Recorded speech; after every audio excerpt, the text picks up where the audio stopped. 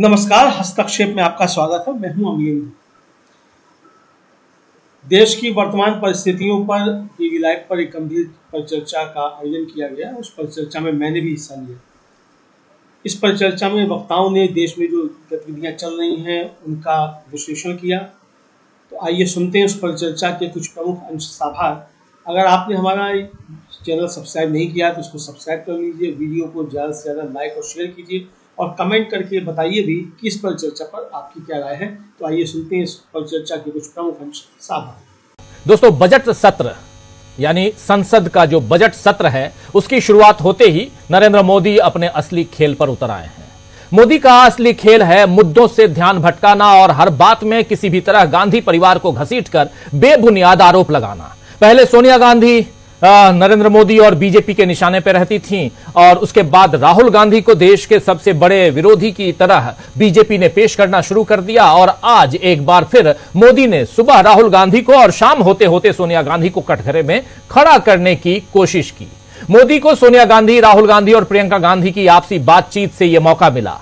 पहले उस वीडियो को आइए देख लेते हैं जिसमें सोनिया गांधी, राहुल गांधी, प्रियंका गांधी आपस में बात कर रहे हैं। वहां माइक और कैमरे लगे हुए थे, लेकिन उसमें से कुछ बातें निकल के आती हैं और उससे उस बात को लपकते हैं मोदी, उस बात को लपकती है बीजेपी और उसके बाद सोनिया गांधी को बदनाम करने की कोशिश शुरू हो गई। पहले इंग्लिश में सुन लीजिए सोनिया गांधी, राहुल गांधी बातचीत क्या कर रहे हैं और उसके बाद हिंदी में क्या कुछ होता है, क्या कह रही हैं वो भी बताऊंगा और चर्चा आगे बढ़ाएंगे।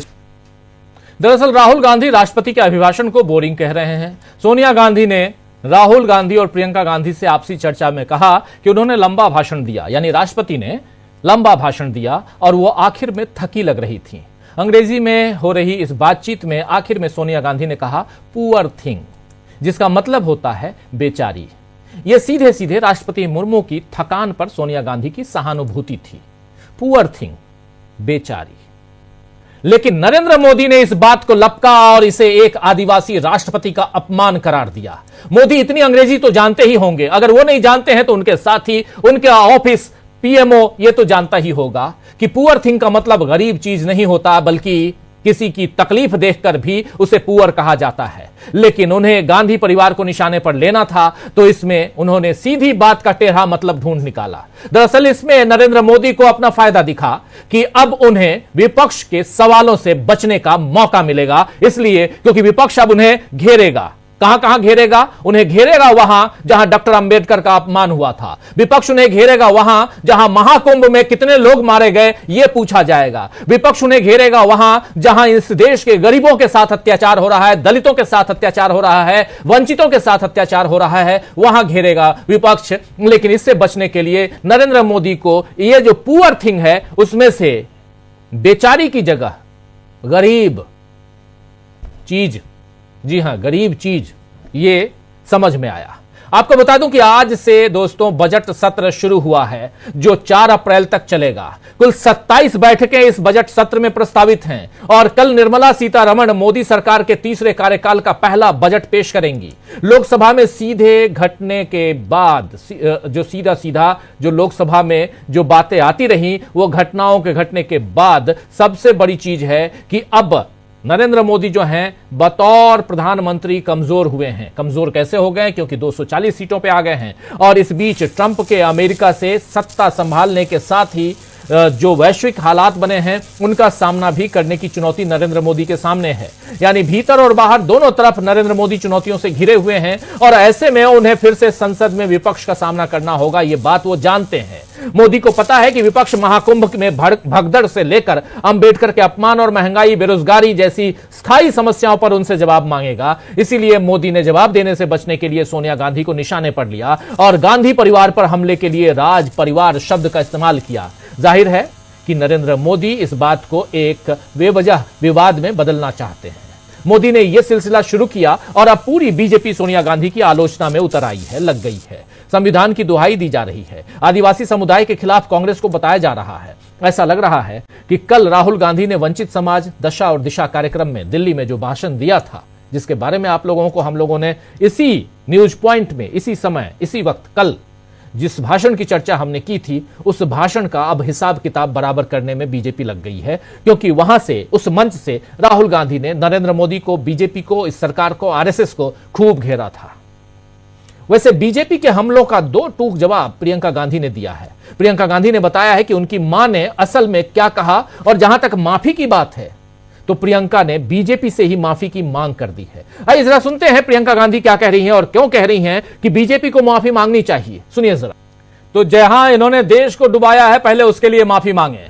इस मुद्दे पर मल्लिकार्जुन खड़गे ने भी बीजेपी को घेरा है। उन्होंने ट्वीट किया है और मल्लिकार्जुन खड़गे ने ट्वीट के जरिए सीधे सीधे बीजेपी को, नरेंद्र मोदी को घेरा है। क्या कुछ कहा है मल्लिकार्जुन खड़गे ने इस ट्वीट में, जरा देख लीजिए। लिख रहे हैं मल्लिकार्जुन खड़गे कि महामहिम राष्ट्रपति जी का अपमान तो मोदी सरकार ने उसी दिन कर दिया था जब नई संसद के उद्घाटन समारोह में उन्हें नहीं बुलाया था। भारतीय राष्ट्रीय कांग्रेस व हमारे नेता कभी भी महामहिम राष्ट्रपति या किसी भी नागरिक का अपमान नहीं कर सकते हैं, यह हमारी संस्कृति नहीं है। लोकतंत्र के मंदिर और राम मंदिर दोनों से हमारी मौजूदा राष्ट्रपति और पिछले राष्ट्रपति जी को भाजपा ने ही जानबूझकर दूर रखा था। आज इकोनॉमिक सर्वे ने मोदी सरकार को सच्चाई का आईना दिखाया है। अर्थव्यवस्था की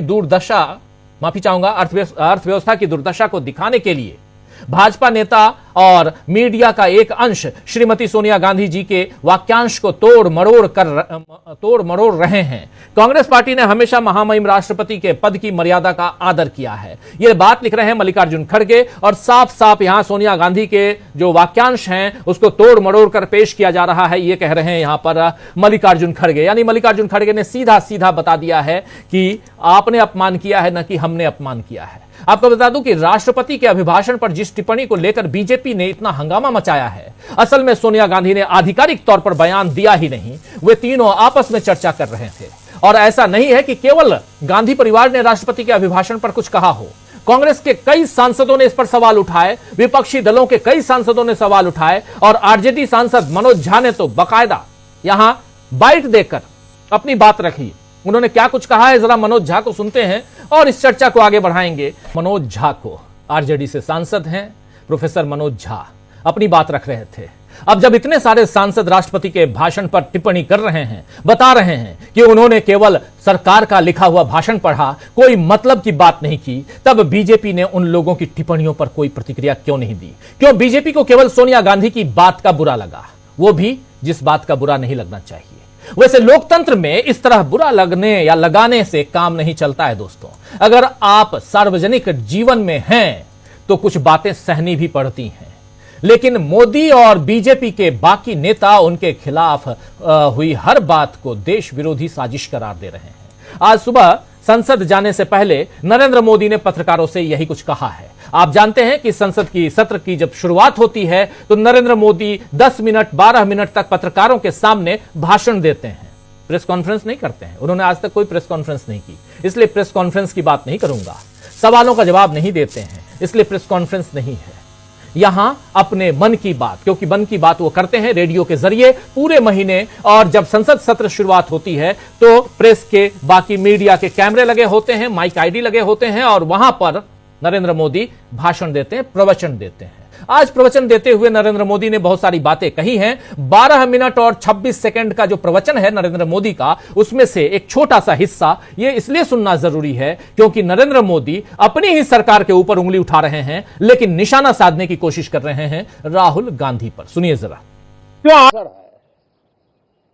क्योंकि वो आज सदन में जितनी जागरूकता, जितनी भागीदारी बढ़ाएंगे और विकसित भारत के जो फल है वो तो उनकी नजर के सामने देखने को मिलने वाले हैं। और इसलिए युवा सांसदों के लिए एक अनमोल अवसर है। साथियों, मैं आशा करता हूं कि हम देश की आशा आकांक्षाओं के इस बजट सत्र में खरे उतरेंगे। साथियों, आज एक बात आपने जरूर नोट की होगी, मीडिया के लोगों ने तो जरूर करनी चाहिए। शायद 2014 से लेकर अब तक शायद ये पहला पार्लियामेंट का सत्र है कि जिसके 1-2 दिन पहले कोई विदेशी चिंगारी नहीं प्रगटी है। विदेश में से आग लगाने की कोशिश रही हुई है।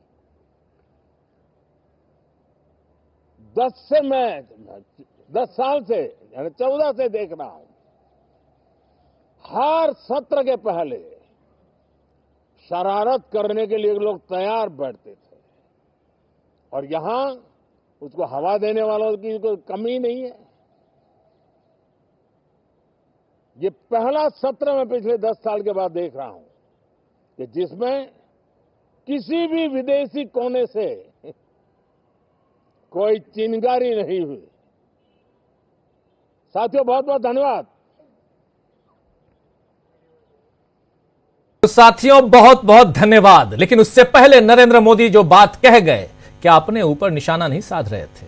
मोदी ने विदेशी शरारत और चिंगारी को हवा देने की बात कही तो सभी को समझ आ गया कि वो राहुल गांधी पर निशाना साध रहे हैं। हालांकि मोदी से सवाल होने शुरू हो गए कि जब 10 सालों से आपको शरारत होने की खबर थी और लगातार हर सत्र के पहले ऐसी खबर आती थी कि विदेश में जाकर कोई देश के खिलाफ आवाज बुलंद कर रहा हो, चिंगारी लगा रहा हो बकौल नरेंद्र मोदी, तो अब आपने क्या किया? तब क्या किया? अब तक क्या किया? क्यों हाथ पर हाथ धरकर बैठे रहे आप? क्यों देश विरोधी विदेशी ताकतों पर कार्रवाई आपने नहीं की? क्यों आपने यूएपीए नरेंद्र मोदी जी, आपने राहुल गांधी पर या ऐसे लोगों पर क्यों नहीं लगाए? क्या मोदी एक कमजोर प्रधानमंत्री साबित हुए हैं? ऐसे सवालों में घिरे नरेंद्र मोदी को बजट सत्र में और भी मुश्किलों का सामना करना पड़ेगा, यह तय है। अब उनसे बचने के लिए गांधी परिवार को निशाने पर लेने का जो तरीका नरेंद्र मोदी ने अपनाया है, क्या जनता उसे स्वीकार करेगी? क्या मोदी अपना बचाव कर पाएंगे? ये सारे सवाल हैं दोस्तों। इन सारे सवालों का जवाब आज ढूंढने की कोशिश करते हैं। शुरुआत होती है नरेंद्र मोदी के इस चिंगारी वाले भाषण से, मीडिया के सामने प्रवचन से, और उसके बाद सोनिया गांधी जो पुअर थिंग कहती हैं, और पुअर थिंग इसलिए कह रही हैं क्योंकि पढ़ा हुआ भाषण, लंबा भाषण, बेचारी थक गई होंगी। ये बात अगर कह रही हैं, एक महिला दूसरे महिला के बारे में ये बात कह रही है, वो भी आधिकारिक तौर पर नहीं, आपस में सोनिया गांधी, राहुल गांधी दोनों बात कर रहे हैं वहां पर, और प्रियंका भी खड़ी हैं वहां, ये बात अगर होती है तो क्या ये गुनाह है? चलिए, अगर गुनाह है तब भी और नहीं है तब भी, इस पर चर्चा करते हैं। नरेंद्र मोदी सोनिया गांधी को फंसाने के चक्कर में क्या बीजेपी फंस गई है? ये एक बड़ा सवाल है। इन सवालों का जवाब ढूंढने की कोशिश करते हैं, और कैसे अपने ही खेल में फंसे हैं नरेंद्र मोदी, कैसे मोदी असली खेल जो मोदी का है वो सामने आ गया है, इन सब की तहकीकात करते हैं, डिकोड करने की कोशिश करते हैं। हमारे साथ कुछ वरिष्ठ साथी जुड़े हुए हैं, पहले उन सबसे आपका परिचय करवाता हूं और आगे बढ़ते। जरा स्क्रीन पर ले आइए हमारे तमाम वरिष्ठ साथियों को। देखिए, इस वक्त हमारे साथ 4 वरिष्ठ साथी जुड़े हुए हैं। शकील अख्तर जी हैं, अमलेंदु उपाध्याय जी हैं, अनिल सिन्हा जी हैं और सुनील शुक्ला जी हैं। आप चारों का स्वागत इस्तकबाल है। स्वागत इस्तकबाल आप तमाम दोस्त साथी शुभचिंतक आप सबका जो अब तक जुड़ चुके हैं उनका भी, और जो जुड़ने वाले हैं उनका भी स्वागत करता हूं। सीधे शकील जी आपके पास आना चाहता हूं। सोनिया गांधी ने आखिर कह क्या दिया, और उसके बाद से क्या सचमुच बीजेपी को एक मुद्दा मिल गया है जिससे बजट सत्र में जिन सवालों का सामना करना होगा बीजेपी को, उन सवालों से बीजेपी खुद को बचा पाएगी? नरेंद्र मोदी नेता सदन बचा पाएंगे? देखिए राजीव जी, एक शेर है, वह बात सारे फसाने में जिसका जिक्र न था, वह बात उनको बहुत नागवार गुजरी है। जी आवाज आ रही है हमारी? जी जी जी बिल्कुल जी, तो वो एक शेर है कि वह बात सारे फसाने में जिसका जिक्र न था, वह बात उनको बहुत नागवार गुजरी है। सोनिया गांधी ने कब कहा, क्या कहा, किससे कहा, उसका कोई मतलब नहीं है। सोनिया गांधी ने कह दिया पुअर थिंग।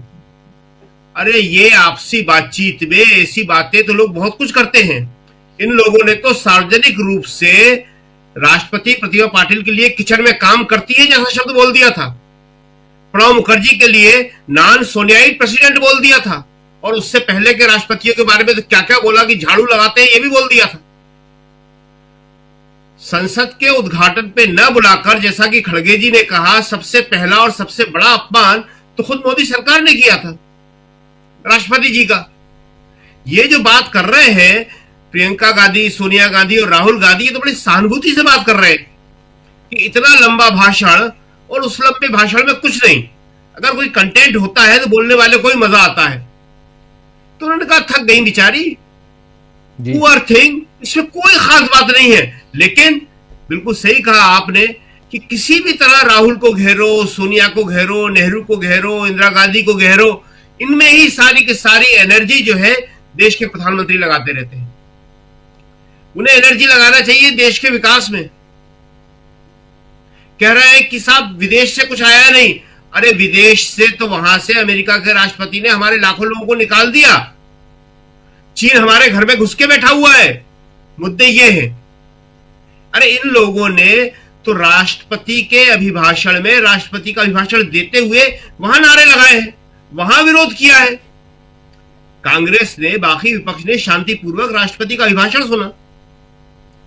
मतलब ये जो नॉन इशू है, उन सारे इश्यूज को इशू बनाने में बीजेपी को महारत हासिल है। मुख्य मुद्दा क्या था? कुंभ का। कुंभ के बारे में माफी मांगना थी। कांग्रेस की मांग थी कि इसके लिए शोक प्रस्ताव पारित किया जाना चाहिए, वो नहीं किया। तो कुंभ में से ध्यान हटाने के लिए, महंगाई से, बेरोजगारी से ध्यान हटाने के लिए उन्होंने सोनिया गांधी पे आरोप लगा दिया। और हद तो यह हो गई कि खुद राष्ट्रपति भवन से प्रेस नोट इशू हो गया। जी, राष्ट्रपति जी खुद ये भूल जाती हैं, अपने आप को खुद याद दिलवा रही हैं कि उन्होंने ही कहा था कि मैं खुद डरी हुई हूं। एक डरी हुई राष्ट्रपति के साथ सहानुभूति प्रकट करने का कांग्रेस संसदीय दल की नेता सोनिया गांधी को पूरा अधिकार है। डरी हुई राष्ट्रपति। हुआ क्या था उस मामले में?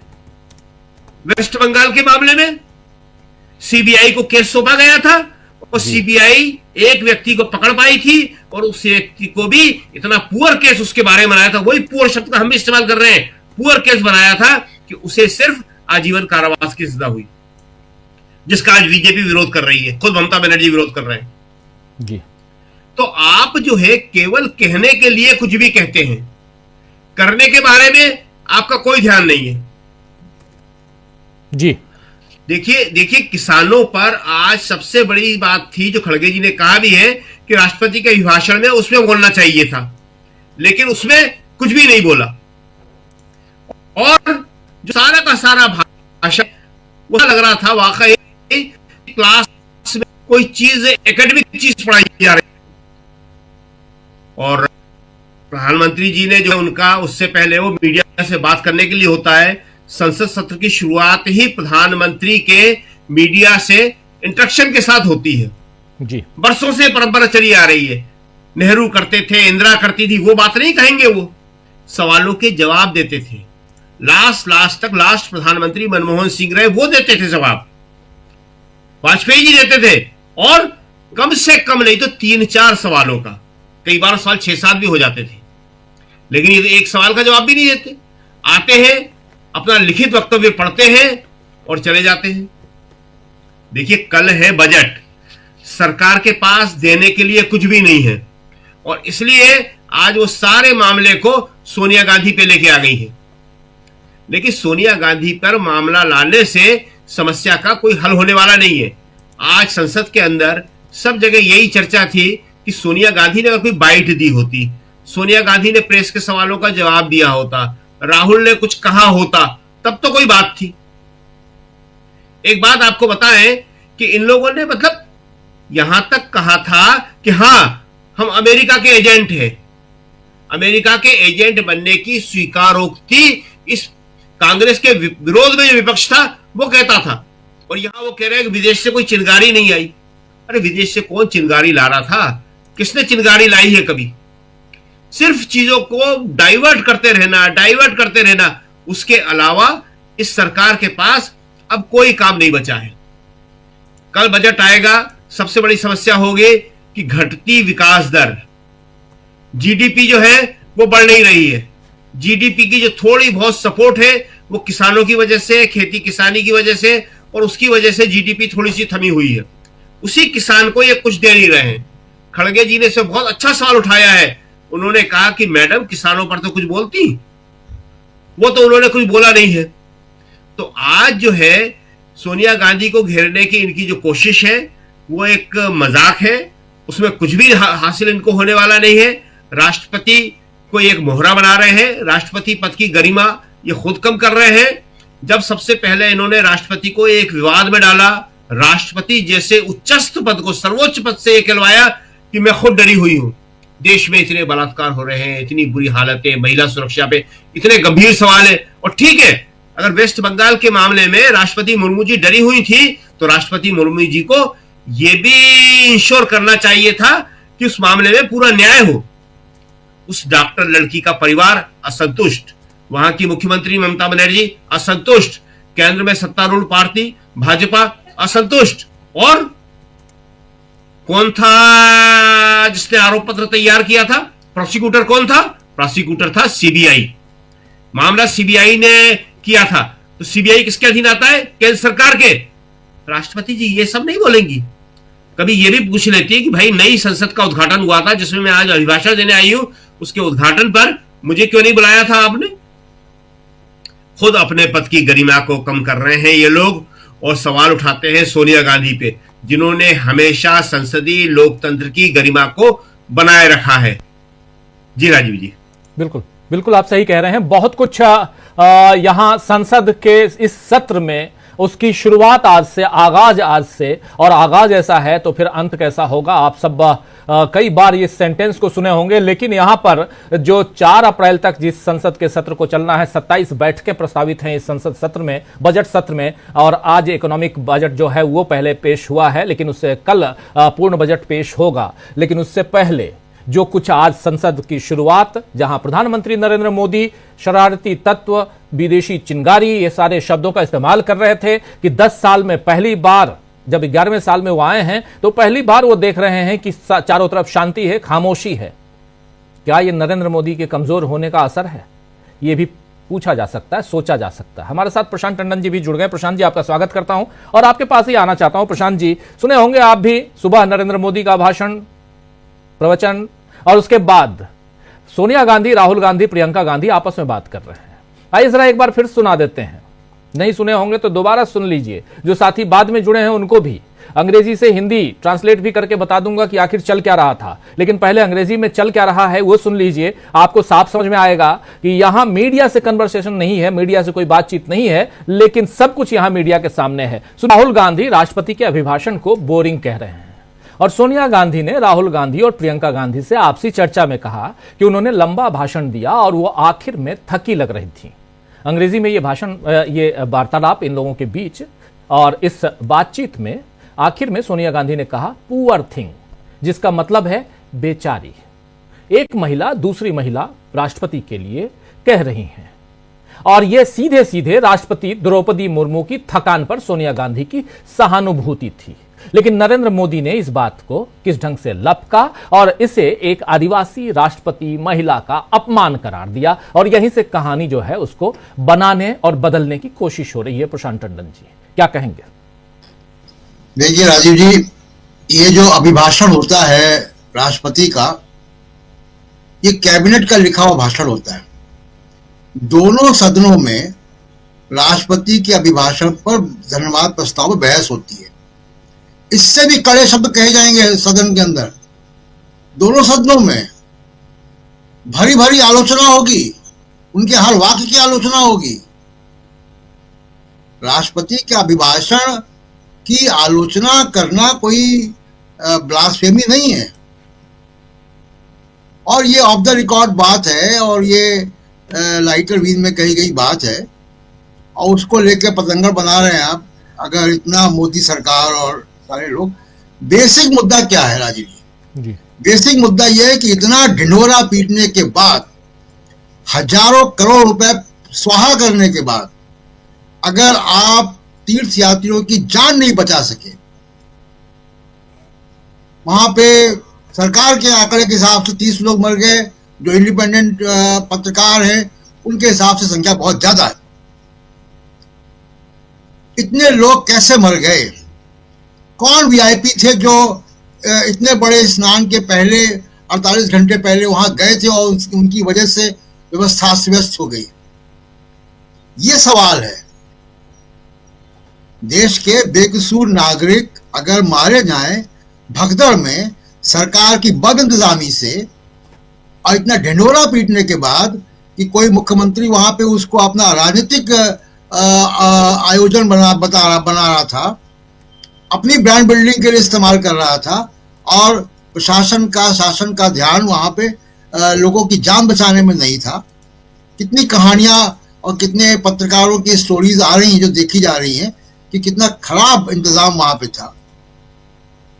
और दूसरी बात कि किसने एक विदेशी कंपनी को लगाया।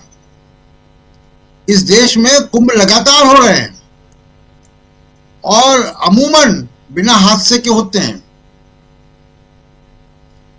किसने लगाया? हमारे अधिकारियों के पास बहुत तजुर्बा है कुंभ को मैनेज करने का, लेकिन अगर उनको डिस्टर्ब किया जाएगा वीआईपी मूवमेंट के दौरान, उनके ऊपर कोई विदेशी कंपनी बिठा दी जाएगी, इसकी जांच होनी चाहिए जी। ये जांच आदेश दे दिए गए अगर जुडिशियल इंक्वायरी के, ये भी जांच के दायरे में आना चाहिए कि वीआईपी कौन थे, कैसे वर्क फ्लो डिस्टर्ब हुआ, ये विदेशी कंपनी किसने लगवाई वहां पे, उसको कितना पैसा दिया गया, वो विदेशी कंपनी के अधिकार क्षेत्र क्या क्या थे, उसका कुंभ जैसे आयोजन करने का पिछला अनुभव क्या है।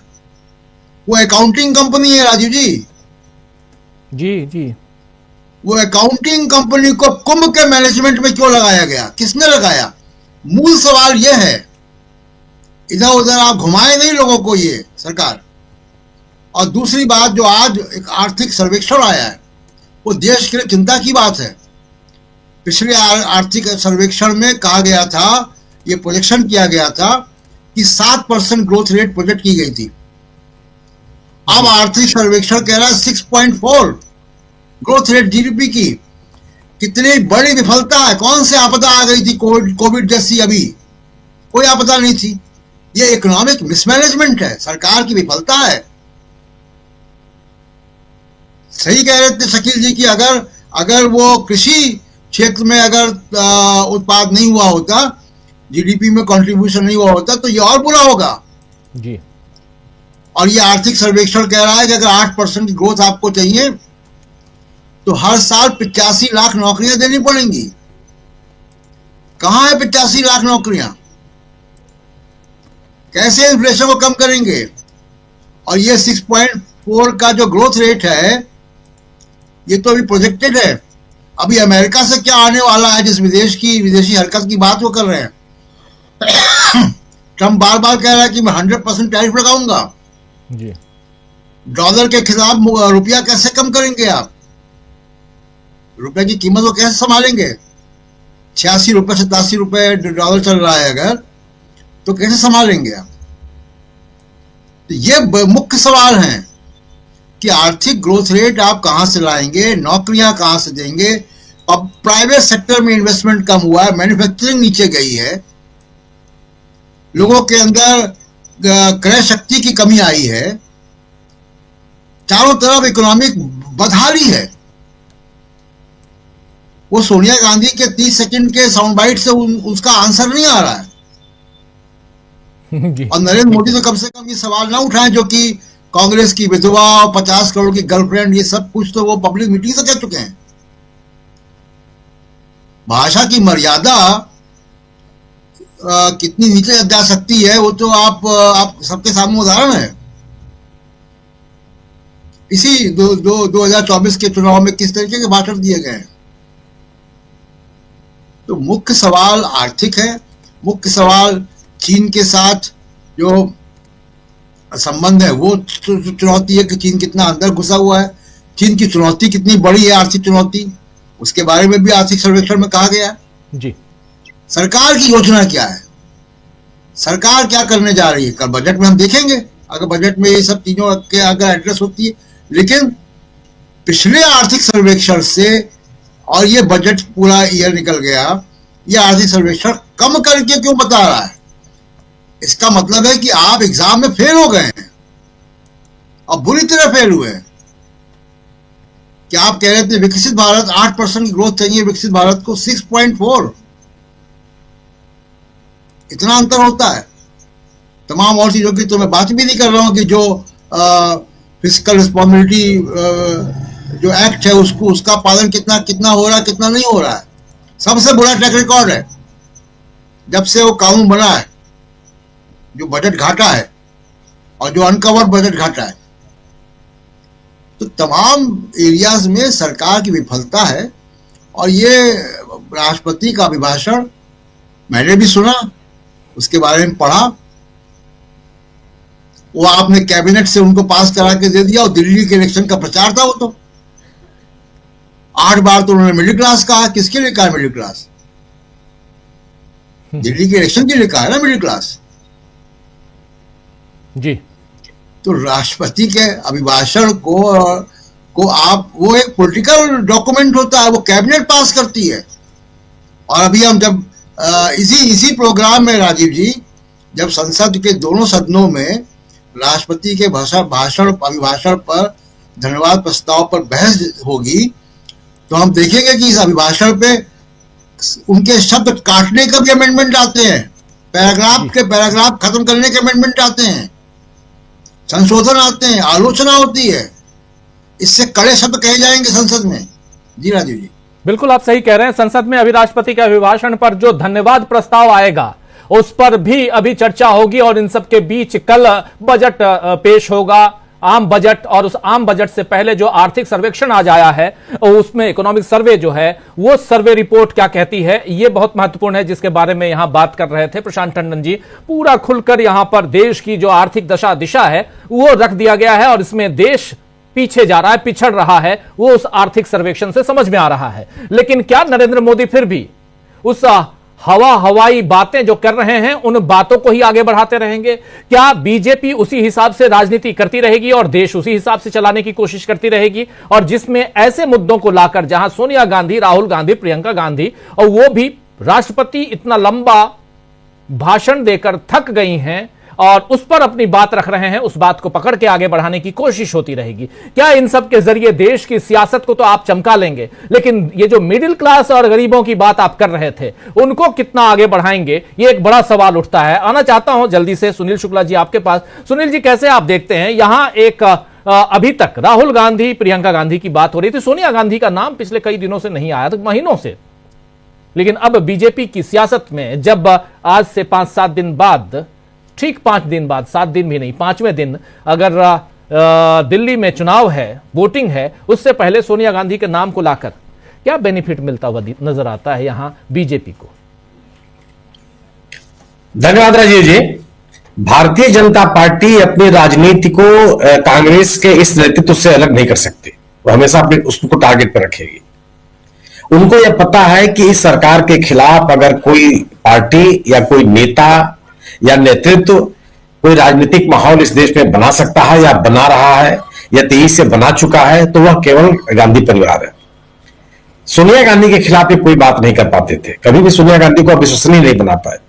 सोनिया गांधी के ऊपर कभी इस तरह कोई गंभीर आरोप नहीं लगा पाए। वो बहुत कोशिश किया उन्होंने उनकी इमेज को खराब करने की, लेकिन वह अपने पूरे कद काठी के साथ, अपने राजनीतिक कौशल के साथ उन्होंने कांग्रेस को बढ़ाने की कोशिश की और अपने जनाधार को वापस लाने की कोशिश की।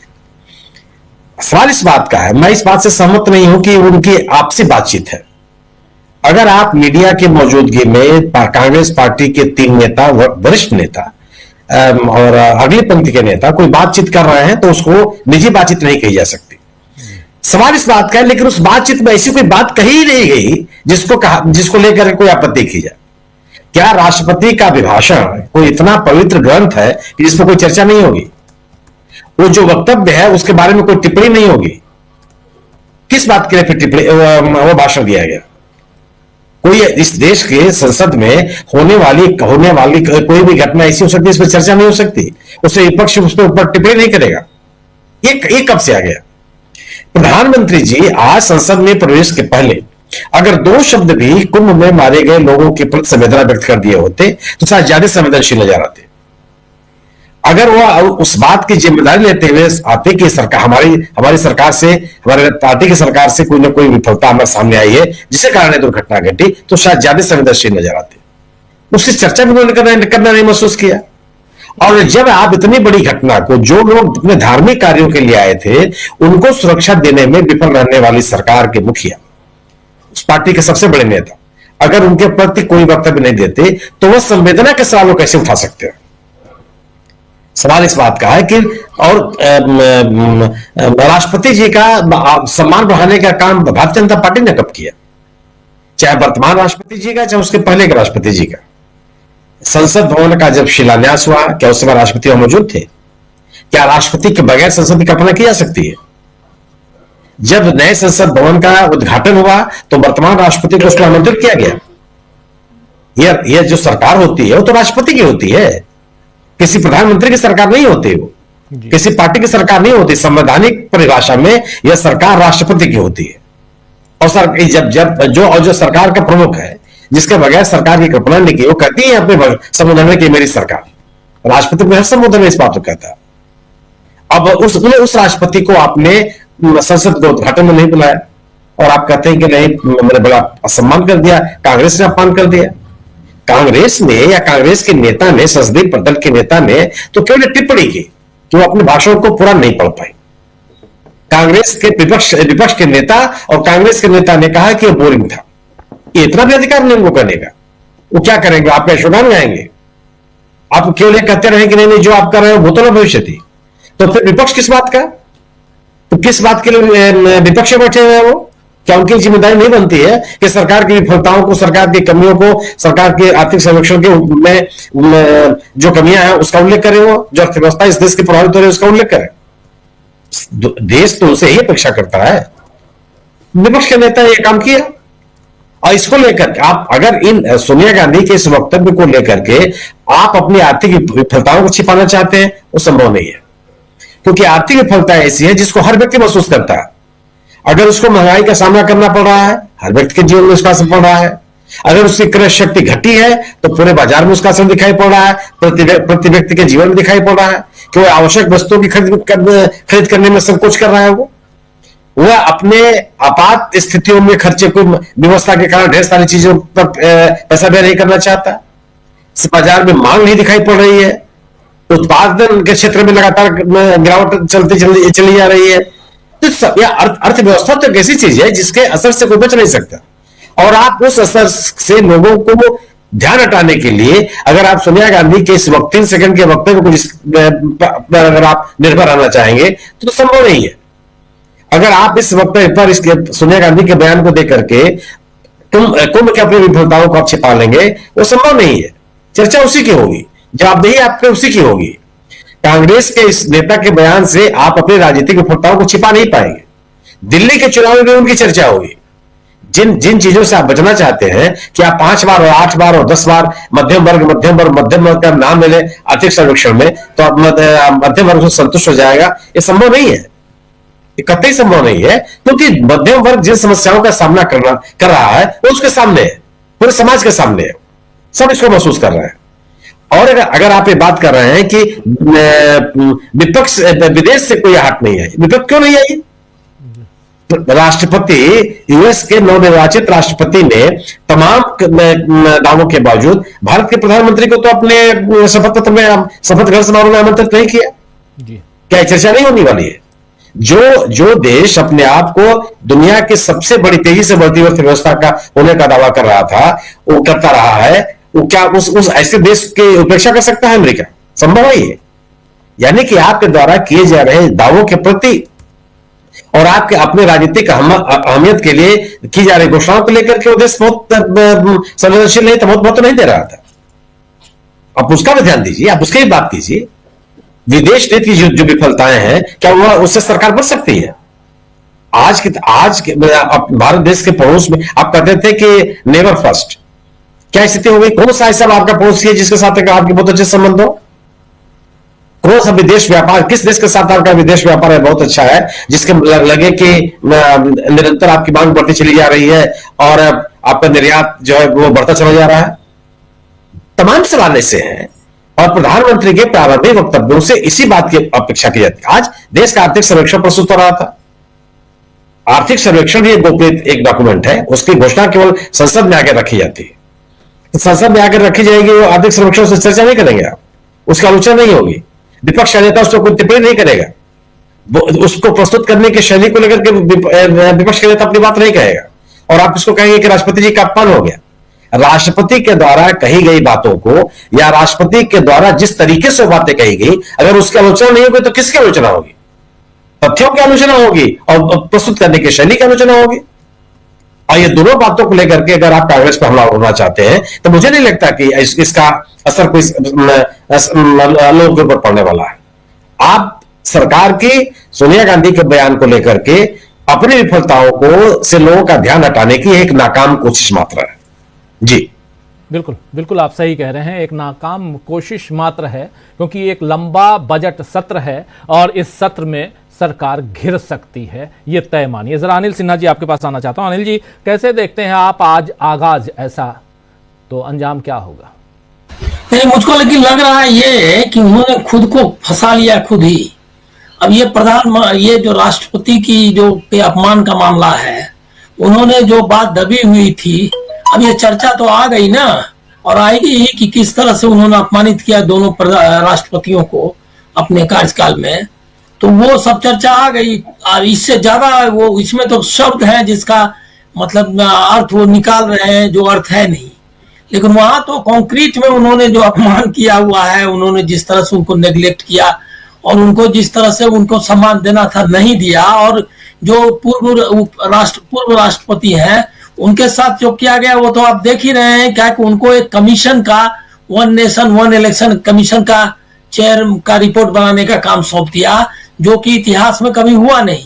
तो जो इंस्टीट्यूशंस देखिए, इसमें इंस्टीट्यूशंस जिस तरह से राष्ट्रपति को रिएक्ट किया, इस तरह से राष्ट्रपति कभी रिएक्ट नहीं करती है।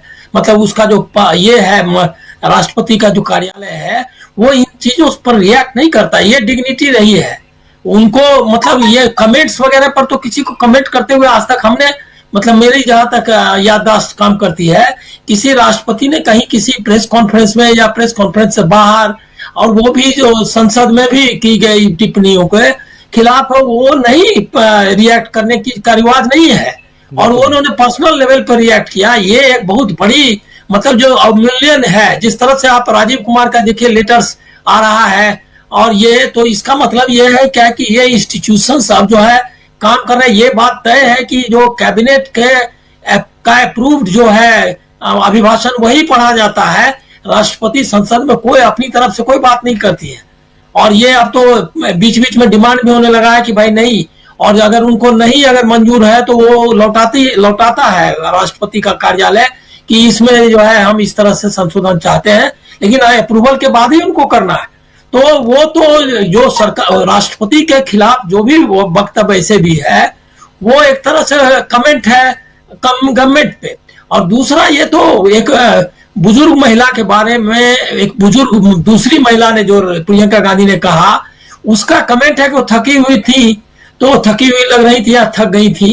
तो ये इसमें तो और बल्कि एक सिंपैथी झलकती है जिसको तोड़ने मरोड़ने की कोशिश। लेकिन सबसे जो डेंजरस उन्होंने जो प्रधानमंत्री ने जो अपने मीडिया संबोधन कहिए आप, मन की बात और ये संसद के पूर्व ये शुरुआत में मीडिया संबोधन का जो उन्होंने रिवाज चलाया, मतलब उस तरीका अपनाया है जो संवाद नहीं है मीडिया संबोधन, तो उस संबोधन में उन्होंने बहुत ही बेजा बात कही है। ये स्टार्ट से ही और हर एक ये में वो ऐसा करते रहे हैं कि पहले ही वो विपक्ष के बारे में करते हैं, ऐसा नहीं करना चाहिए, ऐसा करेंगे, वो ऐसा करते रहे हैं, इस बार ऐसा नहीं किया। इस बार उन्होंने कहा, ये ध्यान भटकाने के लिए जो आपने कहा वो सही है, क्योंकि जो अमेरिका में जिस तरह से अमेरिका हमारे पीछे लगा हुआ है इमिग्रेंट्स के मामले पर, वहां का जो जाने वाला है वो सारे इश्यूज पे, और उसने जो बातचीत की तो उसने जो क्लैरिफिकेशन दिया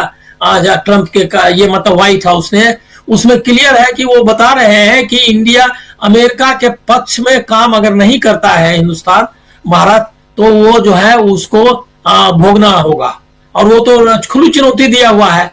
और अभी जो सर्वे अभी जो इकोनॉमिक सर्वे है उसमें तो 5 गुना हमसे उनकी इकोनॉमी बढ़ी है, इसकी क्या कहते हैं चाइना की ये बात। और उसका मैन्युफैक्चरिंग सेक्टर में हम कहाँ पहुंच गए हैं, और हम क्या कर रहे हैं। देखिए बड़ी चीजों पर ध्यान देना चाहिए। वो डीप सीक जो है करके अमेरिका को चुनौती दे रहा है चाइना, और आप जो है आप यहाँ पर डुबकी लगा रहे हैं, डुबकी लगाने वालों का भी सही से इंतजाम नहीं कर पा रहे हैं उनका, और हजारों करोड़ रुपया खर्च करके जो प्रशांत जी ने कहा उसका आपने उनकी सुरक्षा नहीं की, तो वो तो खुद घिर गए हैं। और ये स्टेटमेंट उनका वैसा ही है जो ऐसा स्टेटमेंट था कि कोई घुसा है, नहीं घुसा है, कोई घुसा क्या वो जो कहा था चीन के बारे में, उसी टाइप का स्टेटमेंट है। इस बार बाहर से चिनगारी नहीं आई।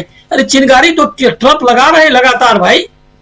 और आप देखिए देश का कि सबसे लाडला इनका जो ये उद्योगपति है, नंबर 2 या 1 जो भी कहिए अमीर आदमी, वो जो है आरती संग्रह बेच रहा है गीता प्रेस का। 1 करोड़ उसने ये स्पॉन्सर किया है वो छपा करके गीता प्रेस का अडानी ने। और उसके बाद वो इस्कॉन का के ये में पंडाल में फूड बांट रहा है। अब आप सोच लीजिए कि कहाँ है वो जो है चुनौती दे रहा है डीप सीक बना करके। और हम जो है जो आईटी सेक्टर में अभी भी जो सर्विस एक्सपोर्ट्स है हमारा बहुत हाई है, 4 पॉइंट समथिंग है ग्लोबल लेवल पे। और वो आईटी को आपने वो रिसर्च का मौका नहीं दिया और उसके लिए सुविधाएं नहीं इकट्ठा की, जिससे कि वो जो है डीप सीक या कोई आर्टिफिशियल इंटेलिजेंस में काम करे।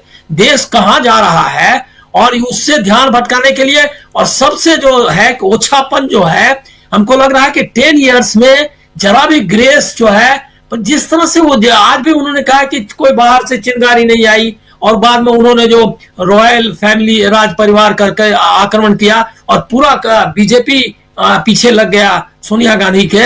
ये समझ लीजिए कि ये बताता है कि जो इंस्टीट्यूशंस के लेवल पे तो है ही, पॉलिटिक्स का लेवल जो प्रधानमंत्री के लेवल पर कितना गिर गया है कि उनके पास कहने के लिए बजट सत्र है, सामने अमेरिका में राष्ट्रपति का अलग नया राष्ट्रपति आया है, दुनिया क्या चुनौती उस चुनौती से लड़ने की कोशिश में है और आपके पास कोई कहने के लिए कुछ नहीं है। और आप 2 बार फोन करते हैं और आपका क्या रिस्पॉन्स आया वो तो आ गया व्हाइट हाउस के स्टेटमेंट में।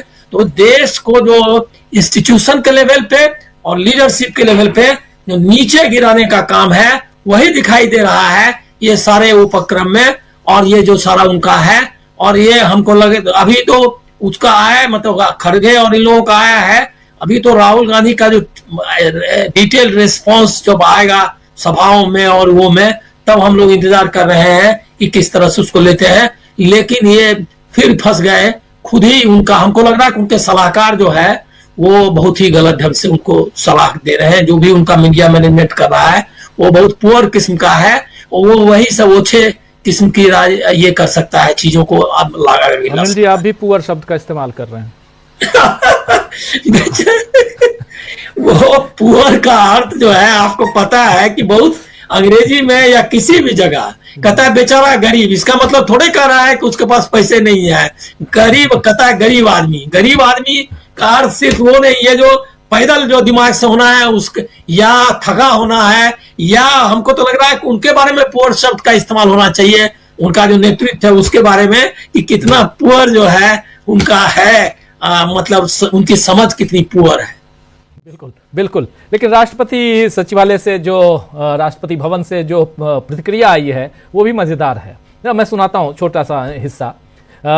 कहा जा रहा है कि राष्ट्रपति किसी भी समय थकी हुई नहीं थी। वास्तव में उनका मानना है कि हाशिए पर पड़े समुदायों, महिलाओं और किसानों के लिए बोलना, जैसा कि वो अपने संबोधन के दौरान कर रही थी, कभी भी थकाऊ नहीं हो सकता है। नेताओं ने गलत धारणा बनाई क्योंकि वे शायद हिंदी जैसी भारतीय भाषाओं के मुहावरे और प्रवचन से परिचित नहीं है। ये जो आखिरी सेंटेंस है ये सोनिया गांधी के लिए राष्ट्रपति भवन से लिखा जा रहा है कि नेताओं ने गलत धारणा बनाई क्योंकि वे शायद हिंदी जैसी भारतीय भाषाओं के मुहावरों और प्रवचन से परिचित नहीं हैं। भाई अंग्रेजी तो आप भी जानते होंगे, वो हिंदी की बात नहीं कर रहे हैं, चलिए वो परिचित नहीं है, लेकिन वो जो अंग्रेजी में बोले उसको तो आप सही समझ लेते। राष्ट्रपति भवन से या प्रधानमंत्री कार्यालय से ये उम्मीद तो की ही जा सकती है हम सीधे न राष्ट्रपति के ऊपर बोल रहे हैं न ही प्रधानमंत्री के ऊपर बोल रहे हैं। लेकिन जो आपने जैसा कहा अनिल जी कि सलाहकार कौन है या कौन मीडिया को ऐसी बातें दे रहा है, मीडिया तक अपनी बात पहुंचा रहा है, उसको भी अगर देखा जाए तो वो क्या सही सलाह दे रहा है, ये इंपॉर्टेंट है। अनिल जी प्लीज। चीज कहूंगा कि मीडिया में जो दे रहा है, जो ले रहा है, उसके बारे में भी आप बोलिए जी। आप ये सिर्फ उनको मत बोलिए, सारा एक इकोसिस्टम जिसको अंग्रेजी ये शब्द ज्यादा प्रचलित किया प्रधानमंत्री ने ही, ये पूरा एक इकोसिस्टम है। वो जो दे रहा है और ले रहा है, जो ग्रहण कर रहा है, जो पात्र है और जो क्या कहते हैं दान देने वाला है, दोनों कुपात्र हैं। मतलब ये तो मैं हिंदी में बोल रहा हूं, इसमें अंग्रेजी करने की इसको जरूरत नहीं है।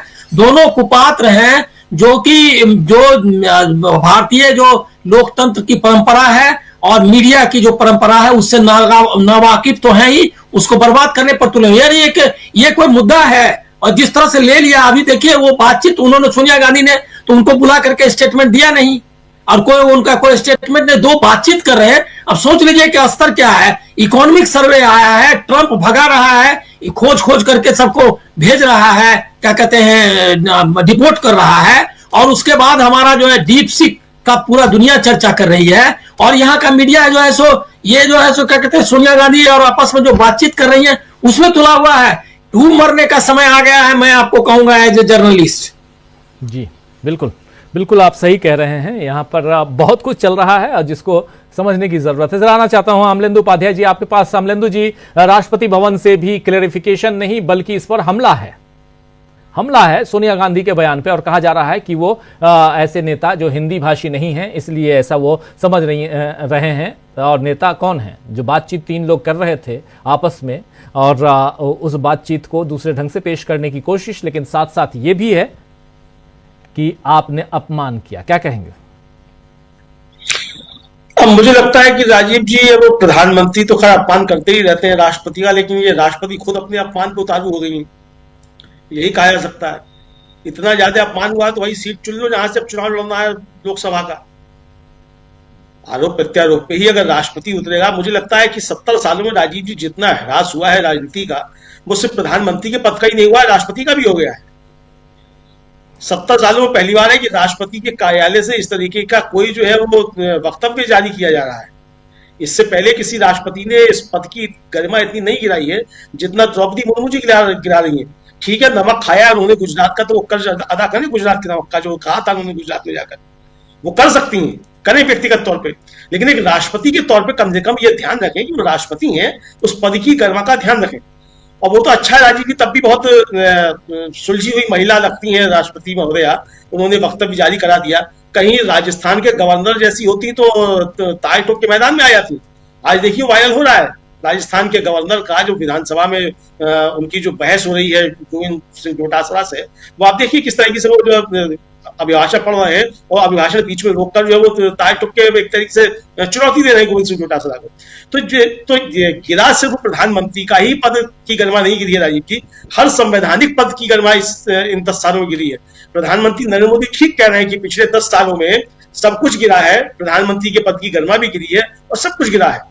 तो ये प्रधानमंत्री का कहना एकदम बिल्कुल सही है, और मुझे लगता है शायद 10 वर्षों में पहली बार प्रधानमंत्री शायद कुछ सच बोले हैं कि सब कुछ गिर रहा है और प्रधानमंत्री सब कुछ देख रहे हैं। अब प्रधानमंत्री का ये कहना राजीव जी कि सब 10 वर्षों में पहली बार है कि मतलब कोई विदेशी चिंगारी नहीं भड़की। अब इतना कमजोर प्रधानमंत्री अगर 10 वर्षों से राजीव जी हम लोग झेल रहे हैं, मैं यही शब्द इस्तेमाल करूंगा कि इतना कमजोर प्रधानमंत्री जिसके रहते हुए विदेशी चिंगारी जो है हर संसद के सत्र के पहले आ जाती है, तो ये देश तो बहुत ही असुरक्षित हाथों में है। तो ये तो प्रधानमंत्री ने खुद स्वीकार किया है। तो ये प्रधानमंत्री किस तरीके के हैं, ये तो प्रधानमंत्री यानी किस तरीके के, लेकिन मुझे तो देश को लेकर चिंता हो रही है कि देश कितने असुरक्षित हाथों में है। अगर ऐसा ही प्रधानमंत्री बना रहा, पुराना खासता जैसे चीन के बारे में बार बार बातें आती रहती हैं कि कभी भी हमला कर सकता है, कुछ कर सकता है, तो देश का क्या होगा? इसका मतलब देश सही हाथों में नहीं है। ये बहुत चिंता का विषय है। नीतीश कुमार को, चंद्रबाबू नायडू को सोचना चाहिए कि उन्होंने कैसे लोगों के हाथ में ये देश जो है सौंप दिया है। उन्हीं की वजह से जो है ऐसे हाथों में देश है, कमजोर हाथों में। तो ऐसा कमजोर प्रधानमंत्री इस देश को नहीं चाहिए। भारतीय जनता पार्टी भी अपने अंदर विचार करे कि उसने ऐसा कमजोर व्यक्ति जो है वो क्यों प्रधानमंत्री बना दिया, जो 10 साल से जो है इस देश के अंदर जो विदेशी चिंगारी जो भड़कने दे रहा है और जानता हुआ है, मुझे मालूम है कि 10 साल से जो विदेशी चिंगारी भड़क रही है। तो ये भारतीय जनता पार्टी के अंदर भी होना चाहिए, क्योंकि भारतीय जनता पार्टी के लोग खुद को बहुत राष्ट्रवादी कहते हैं, तो ये राष्ट्रवाद का तकाजा है कि कम से कम ऐसा कमजोर प्रधानमंत्री भारतीय जनता पार्टी ना दे जो 10 साल से जो है ये देख रहा है कि हर संसद सत्र के पहले जो विदेशी चिंगारी आ जाती है। तो बीजेपी के अंदर भी कुछ ना कुछ होना चाहिए। कुल मिला के राजीव जी ये है कि मोदी जी का असली खेल जो है वो सामने आ गया है, क्योंकि बुरी तरीके से फंसे हुए हैं, चाहे वो आर्थिक मोर्चे हो, चाहे वो सांस्कृतिक मोर्चे हो, चाहे धार्मिक मोर्चे हो, और चाहे जो है वो विदेश जिसका जिक्र कर रहे थे उसके मोर्चे हो। क्योंकि आज कोई हम लोगों ने जिक्र किया था, आपने इसका हवाला दिया कि डोनाल्ड ट्रंप ने सीधे सीधे धमकी दी है कि ब्रिक्स देश जिनमें भारत और चीन दोनों शामिल हैं, कि अगर वो डॉलर में के बजाय किसी दूसरी मुद्रा में व्यापार करना चाहते हैं या वो डॉलर को की अवहेलना करना चाहते हैं, तो वो बाय बाय अमेरिका कह दें और 100% टैरिफ के लिए तैयार रहें। ये साफ तौर पर डोनाल्ड ट्रंप ने कहा है।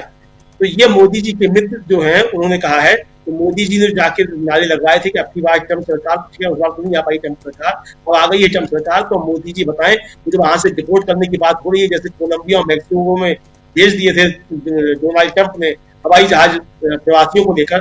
तो जो बताया जा रहा है कि 90,000 जो है अवैध भारतीय प्रवासी हैं वहां अमेरिका में, उनको भी इसी तरीके से डिपोर्ट किया जाएगा, जिनमें से 45,000 गुजराती हैं। ये 45,000 गुजरातियों को लेकर अगर हवाई जहाज आएंगे तो हमारे विश्व गुरु जो है उन हवाई जहाजों का माला लेकर स्वागत करेंगे या वापस फिर भेज देंगे अमेरिका? तो बताना चाहिए प्रधानमंत्री को। तो ऐसे सवालों के राजनीति जो है उन पर जवाब ना देना पड़े। विदेश के मसले पे चूंकि विदेश का इसीलिए उन्होंने नाम लिया ताकि डोनाल्ड ट्रंप ने जो आज सुबह धमकी दी है उस पर प्रधानमंत्री को कोई जवाब सदन के अंदर ना देना पड़े कि अमेरिका में क्या चल रहा है और कितने भारतीय जो हैं वो उनकी रोजी रोटी और उनकी जो जीविका है और उनका जो सम्मान है वो अमेरिका में खतरे पर है, और प्रधानमंत्री नरेंद्र मोदी जी अपने दोस्त से कहकर इन चीजों को रुकवाएं। ये सवाल संसद में उठे, तो इसलिए जो ये सब बयानबाजी की जाती है। बिल्कुल बिल्कुल, बहुत कुछ यहाँ पे आखिर क्यों नरेंद्र मोदी ने इस पूरी, क्योंकि इसके बाद नरेंद्र मोदी ने जो दिल्ली में चुनाव प्रचार किया है उसमें सीधे सीधे जो भाषण दिया, भाषण का आधा से ज्यादा हिस्सा इसी पर था कि कैसे आदिवासियों का, गरीबों का कांग्रेस अपमान करती है और कैसे सोनिया गांधी ने बोला है एक मुद्दे को लपकने की कोशिश सदन के अंदर, सदन के बाहर। लेकिन कल जब सदन के अंदर बजट पेश करेंगी निर्मला सीतारमण, उसके बाद क्या होगा? और सबसे बड़ी चीज कि जो उधर भगदड़ के कारण प्रयागराज में घटना घटी है, महाकुंभ की घटना, उसका कितना असर होगा? क्या बिल्कुल सब कुछ वैसे ही शांतिपूर्ण जैसे दबाए रखने की कोशिश हो रही है वैसा ही होगा, या यहां संसद में जो सांसद, विपक्षी सांसद हैं वो इस मुद्दे को और आगे ले जाएंगे? क्या कुछ होने जा रहा है जरा समझते हैं शकील जी से, क्योंकि शकील जी लगातार संसद की कार्यवाही को आज भी कवर कर रहे थे, कल भी कवर करेंगे। शकील जी, दोनों सदनों में क्या कुछ हम देखने जा रहे हैं? भविष्यवक्ता तो आप हैं नहीं, लेकिन एक पत्रकार के नाते जरा यह समझना जरूरी है कि यहां पर सबसे बड़ी चीज कि लोकसभा में विपक्ष मजबूत है, राज्यसभा में भी विपक्ष मजबूत है, और अभी अभी विंटर सेशन गया है जहां हंगामेदार यह सेशन रहा था। क्या अब यह अगला सत्र भी वैसे ही रहने जा रहा है, और इसका कितना असर आप देख रहे हैं जो आज घटना घटी है उस पर, उसका? देखिए, समझा यही जा रहा था कि कल जब बजट पेश होगा तब से हंगामा शुरू होगा, क्योंकि सरकार के पास बजट में देने के लिए कुछ नहीं है। इसीलिए आपने आज देखा कि प्रधानमंत्री नरेंद्र मोदी ने जो मीडिया के साथ अपने संबोधन की शुरुआत करी उसमें उन्होंने मिडिल क्लास और गरीबों के लिए मां लक्ष्मी से मांगा। देना उनको है, मां लक्ष्मी से वो मांगता है जो देने में खुद समर्थ ना हो, लेकिन जिसके पास सत्ता है वो उनसे कह रहा है कि आप इनके लिए कुछ कीजिए। तो उम्मीद यही थी कि कल से होगा, लेकिन आज खुद प्रधानमंत्री ने, खुद राष्ट्रपति भवन ने और बीजेपी के नेताओं ने आज ही से एक ऐसा हंगामा शुरू कर दिया जिसका कोई वजह नहीं है। देखिए, होता क्या है कि देश का नेतृत्व ऐसा होता है, और पिछले 70 साल से ऐसा था, जो देश की सामूहिक चेतना को ऊपर ले जाता है। आप कल्पना कीजिएगा अगर 1947 में देश इनके हाथों में आ चुका होता तो आज क्या होता? ये कभी कोई सर्वे करना चाहिए किसी को कि जो आज आईआईटी है, आज जो मेडिकल वाले हैं, आज जो आर्थिक क्षेत्रों में काम कर रहे हैं, जो 1947 के बाद पढ़े हैं आईआईटी में, एम्स में, वो लोग अगर कहें कि वो इस नेहरू ने स्थापित नहीं किए होते तो क्या आज वो सब उतना पढ़ पाते?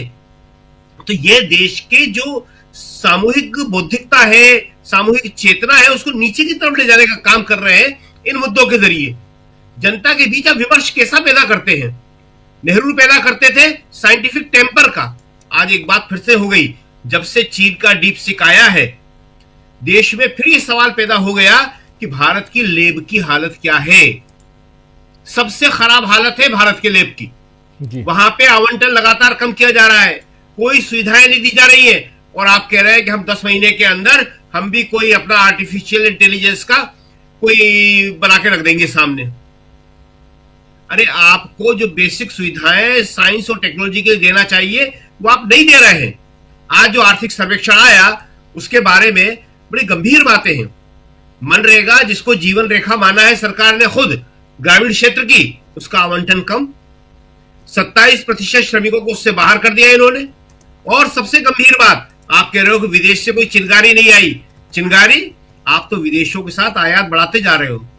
चीन से लगातार आयात बढ़ रहा है। चीन भारत के अंदर घुस के अपने गांव बसा रहा है, हमारे लोगों को मार रहा है।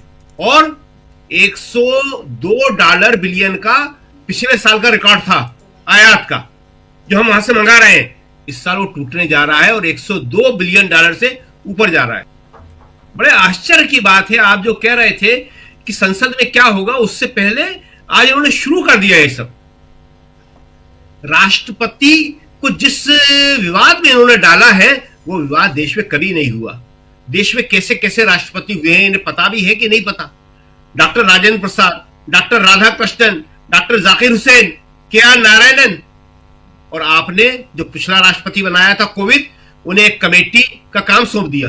पूर्व राष्ट्रपति कमेटियां में काम करते हैं कहीं? आपने उनसे कहा कि सारे चुनाव एक साथ कराओ, इस कमेटी को आप संचालित करोगे। तो स्थिति देखिए बहुत खराब है। और संसद का जो सत्र आज से शुरू हो गया, आज से माना जाएगा, वो बहुत ही हंगामेदार होने वाला है, क्योंकि कांग्रेस और पूरा विपक्ष इन सारे मामलों को छोड़ने वाला नहीं है। बजट में क्या होगा क्या नहीं होगा ये कल देखेंगे, लेकिन सबको उम्मीद है और होना चाहिए सबसे पहले किसानों के लिए, उसके बाद मिडिल क्लास के लिए, उसके बाद बेरोजगारों के लिए, महंगाई कम करने के उपाय, प्रोडक्शन बढ़ाने के उपाय। क्या ये सब होगा? बहुत कम इसकी संभावना लगती है, क्योंकि सरकार का जो उद्देश्य है वो है इशू से लोगों को भटकाना और इन्हीं सारे चीजों में उलझाए रखना।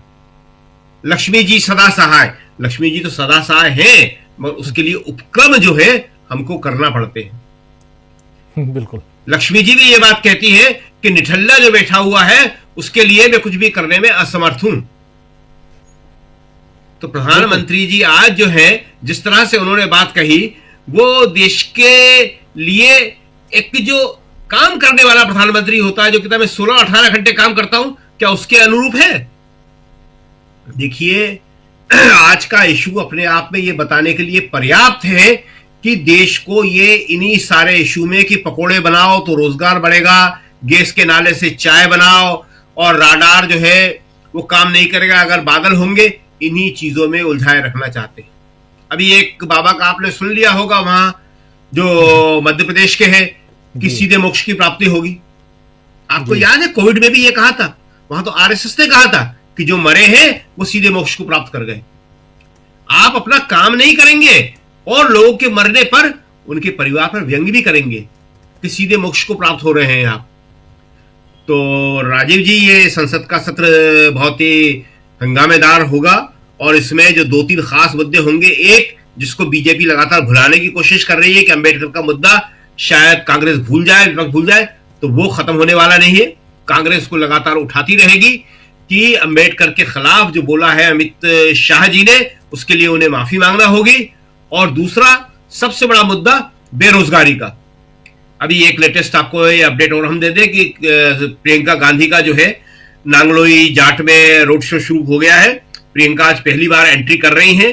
और आज दूसरी जो खबर है चुनाव से जुड़ी, वो भी बहुत जरूरी है कि संदीप दीक्षित लगातार आज जो है जंतर मंदिर पर बैठे रहे और अरविंद केजरीवाल का इंतजार करते रहे कि केजरीवाल जी यहां आए और उनसे उनकी 1-to-1 डिबेट हो जाए दिल्ली के मुद्दों के ऊपर। उन्होंने फोन भी किया संदीप दीक्षित ने, लेकिन वो नहीं आए। तो दिल्ली का चुनाव भी इंटरेस्टिंग हो रहा है, उधर लोकसभा संसद का सत्र भी बहुत इंटरेस्टिंग होने वाला है। और ऐसे में हमारे प्रधानमंत्री जी जिन इश्यूज को उठा रहे हैं, उसका न देश के विकास से कोई वास्ता है, न देश की समस्याओं से कोई वास्ता है। वो केवल लोगों को नॉन इशू में उलझाए रखने की एक कोशिश है। जी राजीव जी, बिल्कुल बिल्कुल सही आप कह रहे हैं। कल से क्या कुछ होने जा रहा है, इस पे इसकी चर्चा हम कर रहे हैं, और साथ साथ जो लोकल इश्यूज हैं, खासकर चुनाव के, उन इश्यूज की बात भी। और सोनिया गांधी, प्रियंका गांधी, राहुल गांधी चर्चा के केंद्र बिंदु में, सेंटर पॉइंट में हैं। इन सब की चर्चा जरा आना चाहता हूं प्रशांत टंडन जी आपके पास। प्रशांत जी, थोड़ा और आगे बढ़ाइए जो बातें कह रहे थे यहाँ शकील जी, और सबसे बड़ी चीज की इकोनॉमिक इशू, बजट, देश की गरीबी, बेरोजगारी, इन सब का एक पूरा लेखा जोखा, देश को कैसे आगे बढ़ाना है, इस पर चर्चा, एक बहुत ही गंभीर विषय जब भी बजट की बात आती है तो। लेकिन उन सब से पहले जिस प्रकार आगाज हुआ है, क्या लगता है आपको कि आने वाला समय ऐसे ही जैसे अभी हम लोगों ने पिछले कई सत्र देखे वैसे ही रहने वाला है? देखिए, एक तो अभी प्रेसिडेंट हाउस का प्रेस रिलीज देखा मैंने जी। पहली बार देख रहा हूं कि राष्ट्रपति भवन पार्टी पॉलिटिक्स में उतर गए। देखिए, राष्ट्रपति, उपराष्ट्रपति, स्पीकर, ये संवैधानिक अधिकारी हैं, उच्च अधिकारी है संविधान के। इनका अपना एक प्रोटोकॉल है, मर्यादा भी है, लेकिन इनकी आलोचना हो सकती है। और जिस तरीके का आज मैं देख रहा हूं, मैंने कभी भी अपने जीवन में तो किसी भी राष्ट्रपति के कार्यकाल में ऐसा प्रेस रिलीज, ऐसा प्रेस कम्युनिके नहीं देखा जो कि पार्टी पॉलिटिक्स में उतर जाए। जो हमला कर रहा है, कांग्रेस पार्टी का नाम लेकर कर रहे हैं, तो ये तो बहुत दुर्भाग्यपूर्ण है। और ये वो जो एक कमेंट है, उससे भी ज्यादा दुर्भाग्यपूर्ण तो यही है कि राष्ट्रपति को अपने पद की मर्यादा भी नहीं है रखता। उनकी देखरेख में इस तरीके का कम्युनिके इशू हुआ होगा।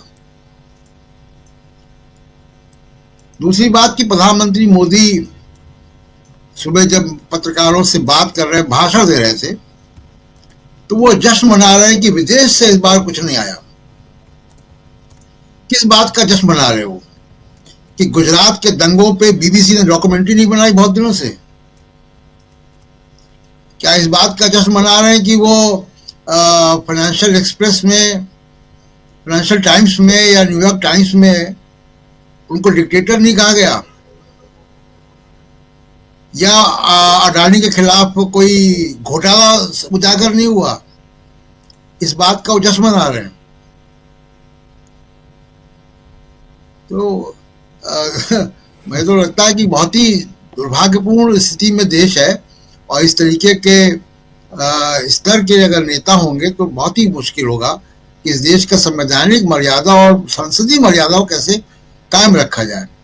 सवाल लौट फिर के दो ही है राजीव जी इस वक्त, बड़े सवाल, कि नरेंद्र मोदी और योगी आदित्यनाथ, इन दोनों की जवाबदेही है कि कुंभ में लोग कैसे मर गए। इतने लोग अचानक नहीं आ गए। वो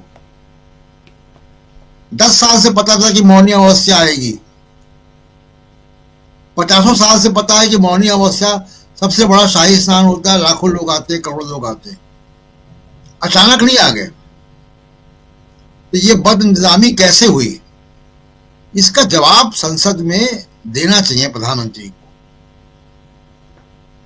और जहां तक आर्थिक की स्थिति है, तो कल हम लोग बजट में देखेंगे कि जो आर्थिक चुनौतियां हैं वो उनको सरकार कैसे, और आर्थिक चुनौतियां हम आप नहीं बता रहे हैं, इन्हीं के सरकार का आर्थिक सर्वेक्षण बता रहा है कि कहां कहां सरकार फेल हुई है। इन्हीं के सर्वे बता रहे हैं कि प्राइवेट इन्वेस्टमेंट गिरा है, पब्लिक इन्वेस्टमेंट गिरा है, उसको बढ़ाने की जरूरत है। तो अगर रुपया मजबूत नहीं होगा डॉलर के खिलाफ, तो कहां से बढ़ाएंगे आप? जो भारत के कॉर्पोरेट हैं, जो ग्लोबल लोन ले रहे हैं, उनको लोन महंगा पड़ रहा है, तो वो लोन कैसे चुकाएंगे? और ट्रंप अभी अमेरिका की इकोनॉमी में क्या करेगा जिसका सीधा असर यहां आएगा, ये तो अभी खुलना बाकी है। ये फ्लड गेट जिसका इम्पैक्ट होगा, और उसने टैरिफ लगाएगा, अगर रिटेलिएटरी टैरिफ लगाएगा तो वो इम्पैक्ट होगा। लेकिन अभी तक ऐसा लग रहा था मोदी जी को कि वो इधर उधर की बातें करके लोगों को चला लेंगे। लेकिन बेरोजगारी की समस्या इतनी बड़ी है देश में, आर्थिक असमानता बहुत बढ़ गई है। जिस तरीके का राहुल गांधी प्रचार कर रहे हैं जगह जगह जाके, उससे भी राजनीतिक चेतना बढ़ रही है। दूसरी विपक्षी पार्टियां भी जो काम कर रही हैं उससे राजनीतिक चेतना बढ़ गई है, लोगों में नाराजगी है, कुंभ में हुई घटनाओं को लेकर बेहद नाराजगी है और इन सब का जवाब देना पड़ेगा।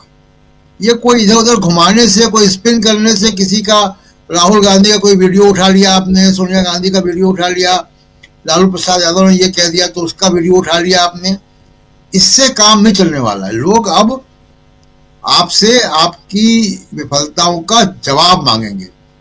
जी बिल्कुल बिल्कुल, आप सही कह रहे हैं, आपकी विफलताओं का जवाब मांगेंगे और बिल्कुल मांगेंगे और बहुत जल्द मांगेंगे। ये सारी चीज़ें, और खासकर आप देखिए, चाहे ये चुनाव का, इसके बाद बिहार का चुनाव भी होगा, लेकिन ये साल, और खासकर जब बिहार की हम बात कर रहे हैं तो कल शायद नीतीश बाबू भी कुछ उम्मीद लगा के बैठे होंगे कि बिहार को स्पेशल पैकेज मिल जाएगा। बिहार को स्पेशल पैकेज की मांग वो लगातार करते रहे हैं, लेकिन हर बार झुंझुना पकड़ा दिया जाता है। क्या फिर से कल नरेंद्र मोदी जी झुंझुना पकड़ाएंगे या कुछ और उनको मिलने जा रहा है? अनिल जी, जरा एक बार फिर से आना चाहता हूँ, कैसे देखते हैं आप यहाँ पर ये दोनों जो बैसाखियाँ हैं, जिनके बारे में अभी अमलेंदु उपाध्याय जी जब अपने वक्तव्य में थे बोल रहे थे कि इन लोगों को सोचना चाहिए कि इस सरकार को चलने देना है या नहीं चलने देना है, लेकिन इन दोनों बैसाखियों को कितनी उम्मीदें हैं या होंगी कि वो आगे साथ दें? नहीं, देखिए, ये मतलब उनसे उम्मीद मत करिए, इतिहास उनको याद रखेगा कि इतना इस तरह के रेजिम को उन्होंने सपोर्ट किया। और हमको लग रहा है क्या कि नीतीश जी की तो हालत ऐसी है कि आप इतिहास से कुछ मांगना भी नहीं चाहते होंगे। अभी उनका देख रहे हैं क्या कि अभी तो फिर से चला है, उन्होंने ताली बजा दी। इसका गए थे एक ये में क्या कहते हैं उनको गांधी जी को ये करने वाला प्रोग्राम में, उनके उसके बाद वो मौन के बाद उन्होंने ताली बजा दी और उस पर वहां कमेंट हो रहा है। उनके तो सेहत और राजनीतिक सेहत दोनों के बारे में, मतलब जो स्वास्थ्य है उनका शरीर का और मन का, और इसके अलावा राजनीति का, दोनों बहुत बिगड़ा हुआ है। इसीलिए उनसे तो उम्मीद ही मत करिए। और चंद्रबाबू नायडू जो है वो, देखिए, हम लोग अब यहाँ पर कितना किसके बारे में कह सकते हैं, लेकिन एकदम भ्रष्ट, बकायदा लिखा, मतलब है ही, ऑन रिकॉर्ड है, भ्रष्टाचार में लिप्त जो है ये राजनेता रहे हैं, कॉर्पोरेट के बहुत ही चहेते रहे हैं। उनसे कोई उम्मीद मत करिए, उनका टाइप हो गया होगा जो ये से, लेकिन हमको लग रहा है क्या कि 5 साल उसके बाद भी लोग रहने देंगे, इसमें डाउट है। इन बैसाखियों के बाद भी लोग उनको टिकने देंगे, इसमें दिक्कत है। चाहे बिहार हो चाहे वो पूरे देश में हो, बहुत स्थिति खराब होने वाली है। और ये जो आर्टिफिशियल इंटेलिजेंस के बाद नौकरियां जो सबसे प्राइम सेक्टर्स है उसमें नौकरियां बहुत जाएंगी, तो उसके बाद और बुरी हालत होने वाली है। तो लोग जो है, जिसकी तैयारी राहुल गांधी कर रहे हैं, उनको लग रहा है कि लोगों को जो चेतना की बात कही उन्होंने, वो राजनीतिक चेतना फैला रहे हैं। और वो हमको लग रहा है कि हर इलेक्शन को वो एक इस तरह का मतलब मौका के रूप में देख रहे हैं, जिसमें कि लोगों की राजनीतिक चेतना विकसित हो और कांग्रेस जो है आइडियोलॉजिकली शार्पेन हो, उसमें उसको मजबूत बनाया जाए कांग्रेस को। ये वो लगातार कर रहे हैं। ये एक बहुत पॉजिटिव साइन है। हमको लग रहा है कि ये जो नई कांग्रेस है, मैं अब उसको कांग्रेस नहीं कहूंगा, सिर्फ नई कांग्रेस जो है राहुल गांधी के नेतृत्व में, उसी से राजनीति में किसी तब्दीली की उम्मीद की जा सकती है। और इसके लिए सारे मतलब इंटेलेक्चुअल्स और सब लोगों को मिलके उसमें सोचना चाहिए, क्योंकि हालात बहुत, ये इकोनॉमिक सर्वे और बजट पर मत जाइए, क्योंकि इस सरकार ने एक चीज किया है कि जितने इंस्टीट्यूशंस थे ट्रांसपेरेंसी वाले, जो कि आपको इन्फॉर्म करते थे, सेंसस हो चाहे स्टैटिस्टिक्स का हो चाहे वो सर्वेज का हो, सबको ध्वस्त कर दिया है। अब आपके पास डेटा भी नहीं है। ये तो इंटरनेशनली लोग मानते हैं कि भारत सबसे मतलब आंकड़ों के बारे में सबसे गरीब देश है। यहाँ कुछ मिलता ही नहीं है, जानकारी मिलती ही नहीं है, और ये 10 साल में तो और हुआ है। इसीलिए इस पर मत जाइए क्या आंकड़े में कह रहे हैं, लेकिन स्थिति बहुत गंभीर होने वाली है और इसकी तैयारी करनी चाहिए लोगों को। बिहार में भी वही लोग करेंगे, नीतीश जी पर कोई भरोसा करने की जरूरत नहीं है। ये मैं बार बार आप कह रहा हूं। जी, नीतीश जी पर भरोसा करें ना करें, लेकिन वो बापू को कल श्रद्धांजलि अर्पित करने के बाद ताली क्यों बजा रहे थे, ये लोग पूछ रहे हैं। खैर, लेकिन सबसे बड़ी चीज है कि क्या अमलेंदु उपाध्याय जी, क्लोजिंग कमेंट के लिए आपके पास, और बहुत महत्वपूर्ण चर्चा हम लोग लगातार कर रहे हैं, जिसमें देखिए एक बातचीत, वार्तालाप, और वो आधिकारिक तौर पे भी हो तो उसमें गलती कुछ नहीं है। सोनिया गांधी जी ने क्या गलत कहा कि मोदी जी लपक लिए, और वहीं से हम भी इस चर्चा की शुरुआत कर रहे हैं। और सबसे बड़ी चीज कि देश जा किधर रहा है। आखिर इकोनॉमिक सर्वे जो है वो बता रहा है कि देश को आप किस दिशा में ले गए हैं। और कल जब आप बजट पेश करेंगे तो ये इंतजार रहेगा कि शेयर बाजार नीचे जाता है या ऊपर आता है। और आप याद कीजिए, पिछले 10 साल से हम लोग यही देख रहे हैं, शेयर बाजार नीचे जाता है, नरेंद्र मोदी और उनका पूरा कुनबा शेयर बाजार को ऊपर उठाने के लिए अपने ढंग से वक्तव्य देता है। कल भी यही होगा, आप लोग लिख के रख लीजिए दोस्तों। शेयर बाजार नीचे जाएगा, फिर आएंगे नरेंद्र मोदी जी, भाषण देंगे, थोड़ा उठाएंगे, बाजार पर भरोसा जताने की कोशिश की लोग जो खरीदार हैं खरीदें। क्या लगता है अमलेंदु जी, क्लोजिंग? एक तो राजीव जी, जो शेयर बाजार का मसला है वो आज जो आर्थिक सर्वे आया है, बाजार को उससे आहट मिल गई है कि कल बजट कैसा होगा। और कल जब खुलेगा तो लाल निशान पर खुलेगा, सुबह से ही आप उसको देख सकते हैं। और बजट जब आएगा उसके बाद वो और नीचे जाएगा, ये साफ तौर पर जाहिर हो जाएगा। चूंकि विदेशी मुद्रा भंडार जो है वो विदेशी निवेशक जो अपना पैसा निकालेंगे और पहले से निकाल रहे हैं, लगातार निकाल रहे हैं, और लगातार जो है वो जो निवेशक हैं उनको जबरदस्त तरीके से नुकसान हो रहा है। तो ये तो निश्चित तौर पर होगा, चूंकि ये अर्थव्यवस्था जो है, ये जैसा कि मोदी जी के जो पार्टी के ही नेता हैं और मोदी जी से सीनियर है डॉक्टर सुब्रमण्यम स्वामी, वो कई बार कह चुके हैं कि अर्थव्यवस्था की समझ ना नरेंद्र मोदी को है ना निर्मला सीतारमण को है। तो भाई यार, ये भारतीय जनता पार्टी का अंदर का मसला है कि किसको अर्थव्यवस्था आती है कि समझ है और किसको नहीं है। लेकिन किसी को आती हो ना आती हो, लेकिन अगर भारतीय जनता पार्टी ने नरेंद्र मोदी को देश का प्रधानमंत्री बनाया है तो ये जवाबदेही भारतीय जनता पार्टी की बनती है कि देश सही रास्ते पर जाए, गलत रास्ते पर नहीं जाए। और अगर नरेंद्र मोदी के नेतृत्व में देश गलत रास्ते पर जा रहा है तो नरेंद्र मोदी तो ठीक है, अपना मौज ले रहे हैं, प्रधानमंत्री बने हुए 10 वर्षों से, और जब तक रहेंगे तब तक रहेंगे, उसके बाद चले जाएंगे, झूला उठा के, फकीर आदमी है क्या है, कहीं भी चले जाएंगे। लेकिन भारतीय जनता पार्टी तो रहेगी, या नरेंद्र मोदी इसको भी विसर्जित करके जाएंगे। तो अगर बीजेपी को लगता है कि वो एक पार्टी के तौर पर रहेगी नरेंद्र मोदी के बाद भी, तो ये बीजेपी को तय करना है कि उनका प्रधानमंत्री कौन हो, किस तरीके का हो और किस तरीके से देश आगे जाए। राजीव जी, तो ये बीजेपी को अंदरूनी तौर पर तय करना है। लेकिन जो आपने कहा कि जो उनकी नेताओं की आपस की बातचीत थी, तो बातचीत क्या थी? यही थी ना कि वो बहुत पुअर थकी हुई दिख रही थी। अगर हिंदी में उसकी अनुवाद कर लिया जाए, बहुत थकी दिख रही थी। तो ठीक है, कल संसद में खड़े होकर लोग कहेंगे कि राष्ट्रपति का भाषण जो था बहुत उबाऊ था और जो नरेंद्र मोदी ने लिख कर दिया उसी को पढ़ दिया उन्होंने। तो अब क्या निकाला जाएगा फिर ये संसद की कार्रवाई से? तो ये भी होना चाहिए। और इससे पहले क्या इन्हीं राष्ट्रपति के लिए क्या ये नहीं कहा गया है सदन के अंदर कि जो सरकार ने लिख के दिया वही कहा?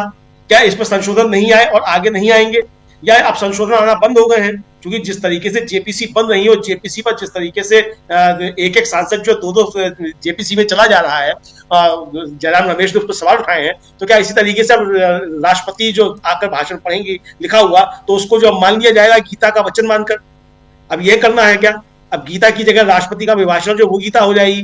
तो अगर ऐसा है तो नरेंद्र मोदी घोषणा करें कि अब गीता पढ़ने की जरूरत नहीं है, राष्ट्रपति आकर जो अभिभाषण देंगे उसको गीता मानकर सिर माथे पर लगा लो जी। क्योंकि नरेंद्र मोदी धर्माचारी भी सबसे बड़े। तो ये राजीव जी एक तरीके से जो देश की संसदीय प्रणाली है उसको कुचलने का एक कुत्सित प्रयास जो है भारतीय जनता पार्टी की तरफ से है कि राष्ट्रपति के विषय में आपने ऐसा क्यों कह दिया। राष्ट्रपति की इससे तीखी आलोचना होनी चाहिए और जो बजट पर बहस हो तो उसमें तार कर देना चाहिए राष्ट्रपति के पूरे भाषण को कि मिथ्या वाचन था और सब कुछ जो था वो सरकार के प्रशस्ति था। राजीव बिल्कुल बिल्कुल। तो बहुत कुछ हम चर्चा ऑलरेडी कर चुके हैं, राष्ट्रपति का अभिभाषण, आज का अभिभाषण, और कोई भी सरकार रहे राष्ट्रपति जो उनका जो अभिभाषण होता है पहले से लिखा हुआ, कैबिनेट से पास किया हुआ, और उसको पढ़ती हैं या पढ़ते हैं राष्ट्रपति, लेकिन उसके बाद राष्ट्रपति थक जाती हैं तो बातें तो होंगी ही, और उनकी चर्चा क्यों नहीं हो, इस पे खूब चर्चा होती है। उसमें से बहुत सारे शब्दों को, बहुत सारे पैराग्राफ को, जैसा प्रशांत जी भी बता रहे थे, काटा जाता है, हटाया जाता है, उसकी आलोचना भी होती है। आखिर यहाँ कोई आलोचना हो गई तो क्या कोई पाप कर लिया किसी ने? बात फिर होगी वहीं की, प्रयागराज की, जो हुआ है वहां। चलिए खैर, बहुत बहुत शुक्रिया अदा करता हूं प्रशांत टंडन जी, आपका, अमलेंदु उपाध्याय जी, शकील अख्तर जी, अनिल सिन्हा जी, और साथ में जुड़े थे सुनील शुक्ला जी, आप सबका बहुत शुक्रिया, बहुत धन्यवाद इस चर्चा में जुड़े रहने के लिए। आप तमाम साथियों, आप सबका भी शुक्रिया अदा करता हूं। अगर आपने हमारा YouTube चैनल अभी तक सब्सक्राइब नहीं किया तो इसको सब्सक्राइब कर लीजिए, वीडियो को लाइक और शेयर कीजिएगा, और कमेंट करके बताइएगा भी कि इस परिचर्चा पर आपकी क्या राय है। धन्यवाद।